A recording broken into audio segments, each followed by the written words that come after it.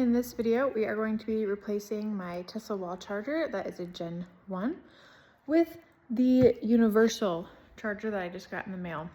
The reason we're replacing it is we got another electric vehicle that was not a Tesla, plugged it in to our charger using an adapter that we bought, and it fried. Sadly, it fried our charger. And I'm not sure if it's because of the adapter we used was just probably a knockoff, or if it's because our car, our EV that we're trying to charge, is not compatible. Probably a mixture of both. Bottom line is it fried it, we need to replace it. I decided to go with the universal charger so we don't need to use an adapter for our other EV. So first we need to make sure there's no light on this. And the way we're going to do that is go to our circuit panel and turn off the breaker. Because we are dealing with electricity, I have a disclaimer that I'm not an electrician. Do not try this at home. You should probably hire an electrician to replace your charger. Here we are at my circuit breaker, my circuit box. EV right here, it's switched off. So there's no power going to our wall connector. We're going to start with taking this off the wall, and there's 2 screws on top, 2 screws on bottom. So we're going to unscrew those, pull it off to get it out of the way. Tesla did not send me with this that luckily was left here by the previous homeowner who installed this. This is the drill bit that we're going to be needing to use to take off those screws. We were able to get those 4 out. So let's see if we can take this off the wall. Pops right off. So we'll set this to the side. Okay, looks like we're going to be removing this, taking out these wires, unscrewing these 2 screws, and threading it out of here and replacing it with this. So I'm going to be drilling to put those 2 screws in, and we'll attach those wires and go from there. So let's start with taking this off the wall. Using that same drill bit, I was able to take off this bottom one, and I'm going to remove these wires before I can access that one. Barely fits in.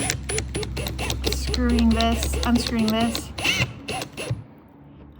I'll do it on all 3 to get those wires out. I was able to get in there, loosen all 3 of these screws, and pop out these wires. Okay, pulled the wires out first, then got that last screw out, so we can set this to the side. Funny enough, I missed this before, but it actually does come with the drill bit you need, so that is great.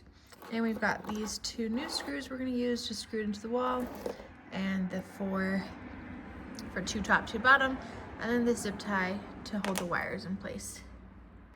On my setup, the wires are coming from the top, so when we screw this into the wall, we need to pop off this top part so the wires can come through around and then into the slots, just like it was set up with the other one. So this part does just pop off. I had to recruit my husband to help me pull it off, but it just pops off if you push hard on this part. So I drilled 2 holes to put my screws in. I'm going to screw it to the wall first and then feed the wire through. So these screws that my new one came with actually do not match the drill bit that they sent, and I'm quite confused about this. So I'm actually just going to be reusing the screws that were in my Gen 1 because those ones do match the drill bit that they sent. So I really can't figure out what I'm missing with these new screws, why they're different. If I put them side by side, you can see they're quite different. Got it screwed back to the wall, fed in the wires, and I'm going to put in my zip tie that they gave, and green, red, and black, just like how it was before. I'll unscrew these, stick them in, screw them back in. Okay, got those in, and now I'll just tighten them till they're snug.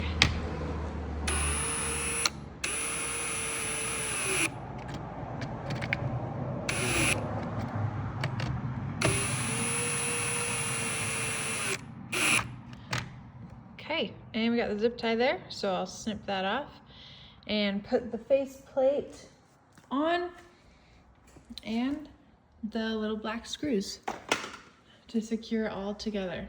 And then we'll come back and we should be almost there. Now that we've got it on, we're gonna go back to the circuit panel, turn on the breaker, see if we can get power to it. Okay.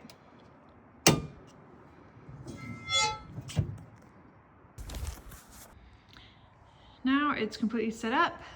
I scanned the QR code on my package and configured it in my app. And it's important that you select what amperage you have so you don't fry it again, and it's as efficient as possible. So there it is, the universal charger.